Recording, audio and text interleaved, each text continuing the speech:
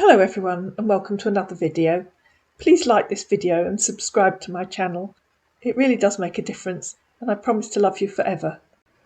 Ladies and gentlemen, this is James Stone.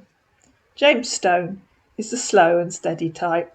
Why rush your scam when you can take weeks? In fact, he might be a candidate for the title of the world's most boring scammer.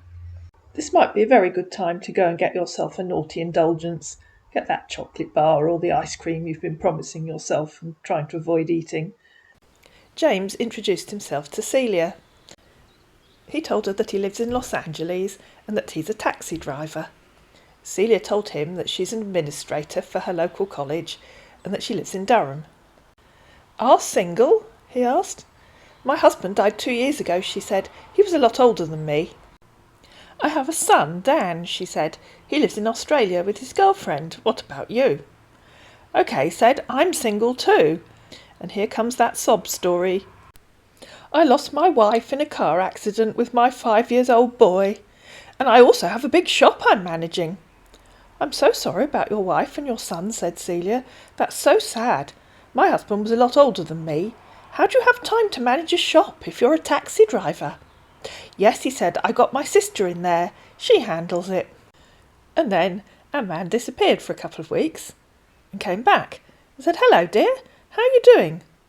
"Goodness," said Celia, "I haven't heard from you for ages. I'm fine. How are you?" "I'm okay, darling," he said. "Where are you now? I miss you. I was thinking maybe we should be together. Like, I'm in love. Can I have your number?" "Hi there," she said. "I was at work. I just got home. Don't you think we should meet before you decide you're in love?" "Yeah, I think so too," he replied. "So, how can we meet? But I'm truly in love with you." "I don't know what to say," said Celia. "I wasn't looking for another man until you came along. Can you come to England? I'd love to meet you. I could show you round. Durham's a beautiful place, you know. Our cathedral is nearly 900 years old. We have some beautiful countryside. We could go walking in Teesdale. It's so beautiful there. Could you fly to Manchester? Then you could come over on the train. Or fly to Heathrow and get the train up from London." "Oh, really?" he said. "I would love to. I really love you." "It would be lovely to meet you," said Celia. "I do like to meet a man before I can tell him I love him. It's important to me to be sure." "Where are you now?" he asked. "At home," she said. "Where are you?" "I'm home too," he said. "Yes, I understand." "I will make I up to you, OK?" he said. "What do you mean?" asked Celia. "I will show up," he said, "but I do not know when to be chanced." "Oh, I see," said Celia. "What?" he asked. "When can you get time off work?" she asked. "I do not know. You work do change, but when I'm off, I will let you know, OK? If the person that you're talking to online sounds like a 14-year-old kid, there's probably a good reason for that. Our man, with the not very scintillating conversation, spent a few days making not very scintillating conversation. Celia couldn't really be bothered with him. Conversation went like this. "Hi there, I've been round at my mother's house most of the day. I cooked us a nice Sunday lunch. How are you?" "I'm OK, my dear," he said. "I miss every single day I don't chat to you. How are you now?" "I'm fine, thanks," she said. "We made some new curtains for our living room. What did you do today?" "Wow, that's nice, dear. Work and in bed now. Where are you?"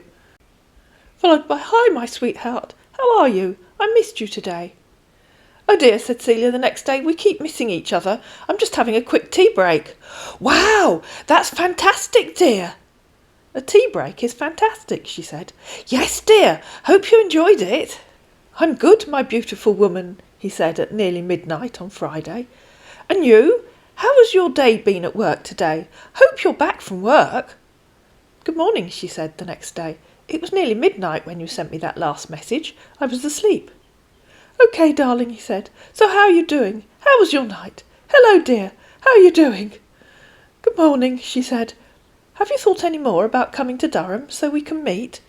Why would you want to meet such a boring man? "Yes," he said. "I've been thinking about it, but I'm having some issue with my car. I want to fix the car before I can come over, OK?" "Oh dear," said a very unsympathetic Celia. "That's a shame. What's wrong with it?" "Honey, I tried to start my car this morning, but it could not start. Since then, it could not be able to start. Where are you right now, honey?" "I've just come in for a sit down," she said. "I've been doing some gardening. Sorry about your car. Have you managed to get it started yet?" "Yes, baby, they're still working on it," he said. "And how are you doing?" "Oh, hi there," she said. "I'm waiting for dinner to finish cooking.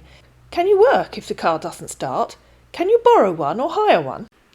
"No, honey, I don't have anybody to borrow. It has not been easy for me today. I have working my car since morning. They told me that my car engine has got spoiled, that I need to get another new one. They said I need to get another new one before my car can be able to start and work fine."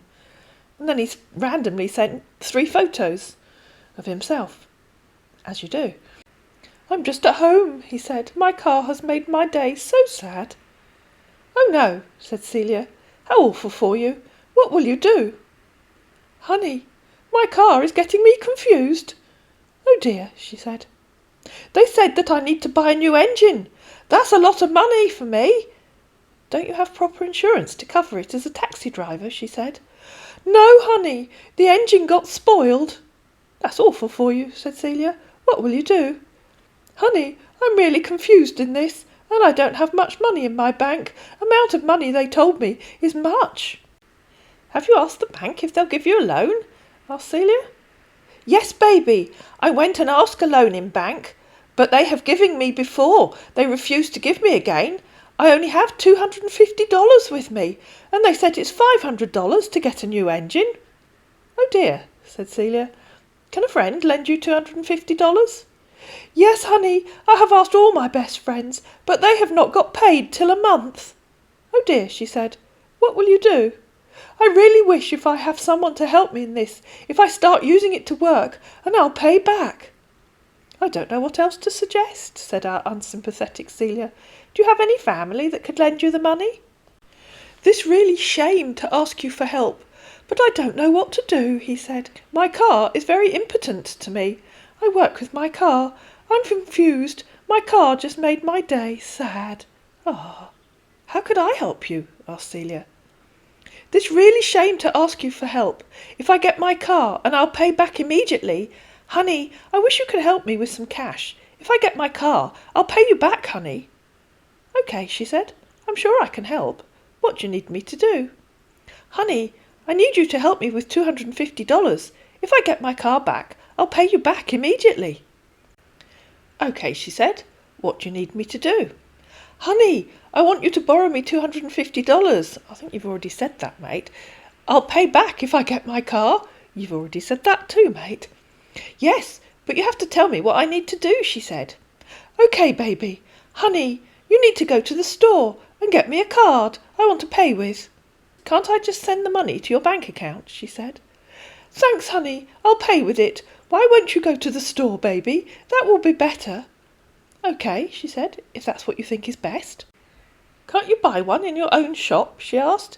You remember, at the start, he told her that he owned a store and his sister ran it. "Baby, come on," he said. "Meaning?" she asked. "You still haven't told me what you need me to do. Shall I buy you a Tesco card?" "You know, I've already go to the bank and borrow money. If you send it to my account, they will deduct it.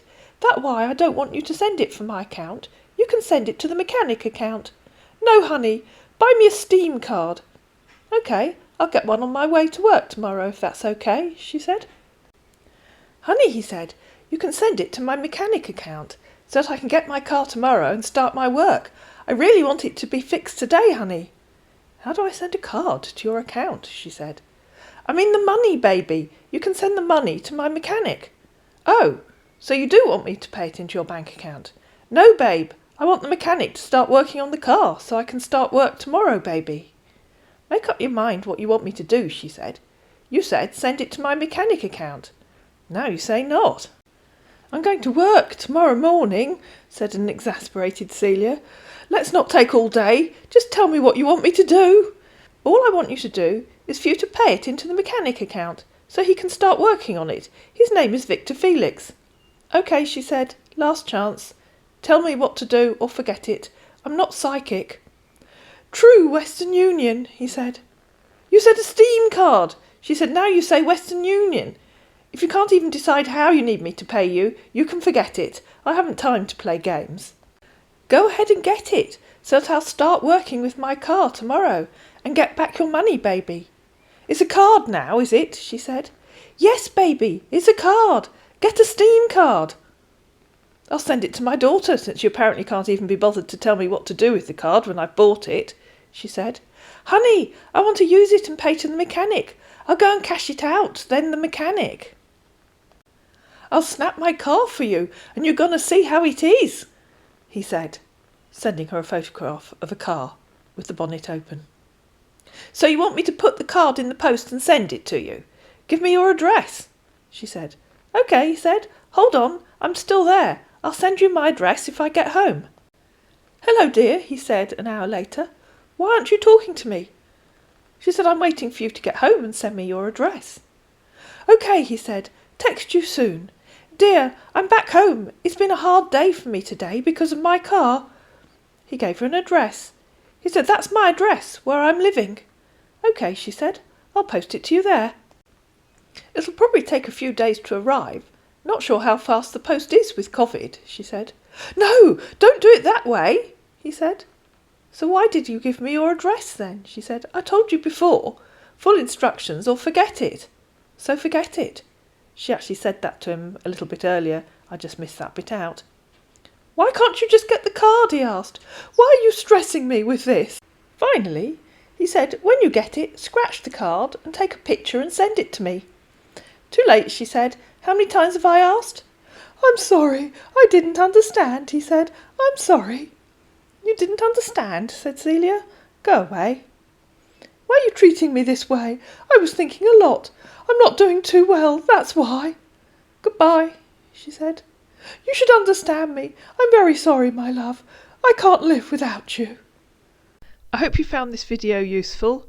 If you did, please like it, please share it, please subscribe to my channel, and I'll see you again in another Keep Safe on the Net video on YouTube.